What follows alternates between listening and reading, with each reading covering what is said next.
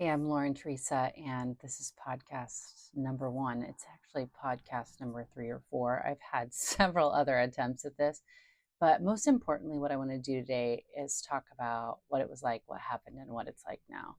And this is more inspirational, maybe some education too, because I know in marketing, we always talk to our former self, right?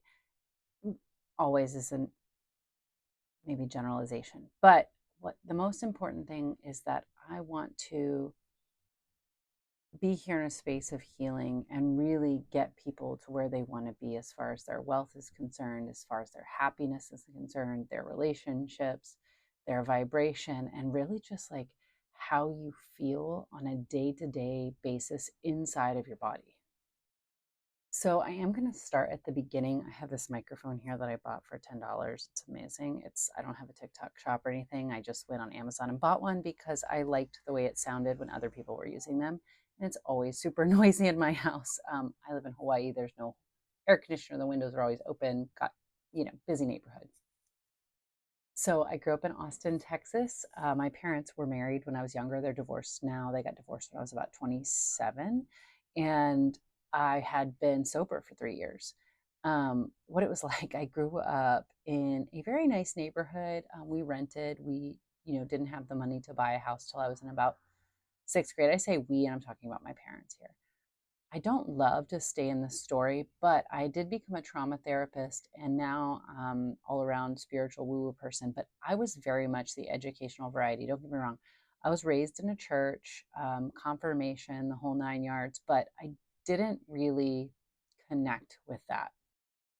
I didn't connect because I felt immense amounts of guilt and shame growing up. I am the queen bee of codependency, of blaming and shaming and martyrdom and addiction to suffering and believing that you and other people, external stuff, was responsible for my happiness. Now, was it the teen magazine or was it my parents? I imagine it was a bit of nature and nurture mixed together, growing up in Western culture as well. But I had this deep seated belief that I wasn't enough. And I am going to talk trauma talk here for a second. I grew up with a mother that was deeply unhappy in her life. And I remember being 12 years old and asking her, if you could do this all over again, would you? And I expected this resounding yes, because I'm amazing. And really, what I needed was validation in the moment. I was nervous. We were going to a performance, or I was going to camp. I think I was going to theater camp. I was nervous. And I just wanted to feel loved. And now, later in my life in Al Anon, I learned about going to empty wells looking for water. And that's what I was doing with my mother in that moment. I was 12, I didn't know better. But I actually think there was a part of me that knew what she was going to say. And she told me absolutely not. I would not have children. I would not have gotten married. In modern society, however, as a mother today who raised her kids in isolation with, um,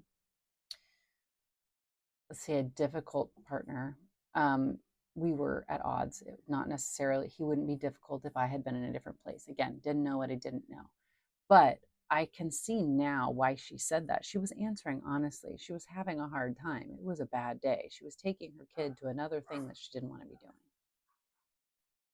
I grew up in the South and in Texas, like I said, and in the culture I was raised in, even 80s and 90s, it was still like you got to get married and have kids. It was the American dream was being sold, and my whole family participated in this, and that's okay. Like I think some of them are very happy. Um, I think some of them maybe less so. So anyway, our family life was not happy. My dad worked all the time. My mom tried to work with him. They didn't work well together in their business, and she became a stay-at-home mom. But she was deeply unfulfilled, and she had a lot of things that she didn't want to look at and didn't want to work on. And her outlet was religion. It felt like a community, it felt like connection to her. People talked to her, and that was enough. I think when you live in deprivation, sometimes little drops of water can feel really amazing. But thankfully, I also had my dad in my life who was a big dreamer, and I was able to talk to him about some of the bigger issues. I asked him about his spirituality, and he said, "Oh, you can't find Jesus in a church." And I didn't know exactly what that meant, but he just felt connection elsewhere. So I had some very opposing views growing up about spirituality, religion, and life. And my dad is a very jovial person, maybe not as deep and serious as, you know, he could have been at times. But he had these little windows of opportunity where he would really reach out to me and try to get to know me. I would learn later on in my spiritual life that nobody can get you. Truly, no one. If you think you're going to find understanding in your partner or your best friend, you will most of the time, I believe, vibrate at a similar frequency, and you will understand people to a point. But there is a level at which you can understand yourself where no one else can. And later on, more recently in my life, I learned that through yoga and through spiritual practice, namely tantric yoga. And don't get me wrong, it took me a long time to get there. I'm 41 years old. I got sober when I was 24. Now, my younger life, growing up, that moment when I was 12 and my mom said, no, I wouldn't do this all over again, I was shattered. And I mean, shattered. The person that had taught me that you rely on other people to make you feel better was telling me that she didn't want me. So I internalized that. I did not have anyone in my life teaching me to stand on my own. No one teaching me about love or feelings. The blueprints that they had weren't great. The blueprints I had wasn't great. But there were some inklings of mysticism in me, even as a child. When I was a child, I would see people in cars next to me and I would cry. And my dad would say, "Why are you crying?" And I would say, "Oh, we're never going to know their story." In fact, in kindergarten, when going around the room and saying, "What do you want to be when you grow up?" I said I wanted to be a taxi cab driver in New York City because my 5, 6-year-old mind was like, how can I meet the most people and get like a little piece of them? And a taxi cab driver in New York, like this melting pot. I was like, just wanted people's stories. This was long before social media. I could have been the next Mark Zuckerberg. Oh well. But my parents did give me a lot of gifts. My dad is deeply funny, and I think that's where I get it.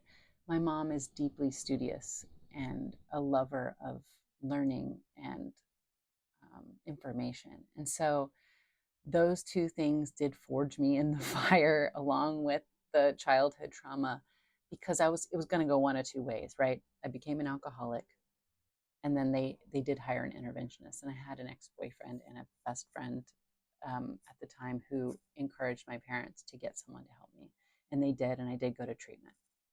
And the 12 steps is where I was introduced to spirituality and spiritual principles and how to live by spiritual principles. Now, I didn't like the word God then, and it still brings up some antipathy here and there, but it's okay.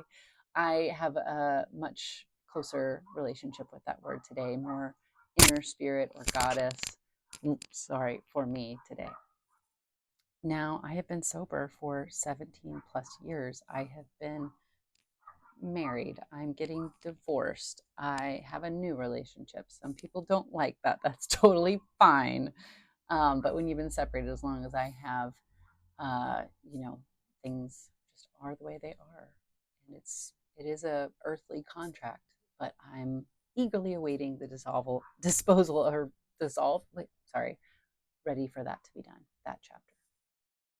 Now, I have recently signed up for the roadmap and taking this digital marketing course and elevating my life and monetizing my life online because just like when I was wanting to be a taxi cab driver in New York City when I was little, I love people's stories and I love social media. And some people don't like it all that much. And that's okay. It's not for them, but it's definitely for me. So if you want to know more, I will continue to put these out. And just know that I'm cheering for you and I believe that you're worth every single thing that you want. You deserve it. I deserve it. We're going to get it together. And that's why I'm here. So hop in the cab. Let's go. Sorry, Joanna.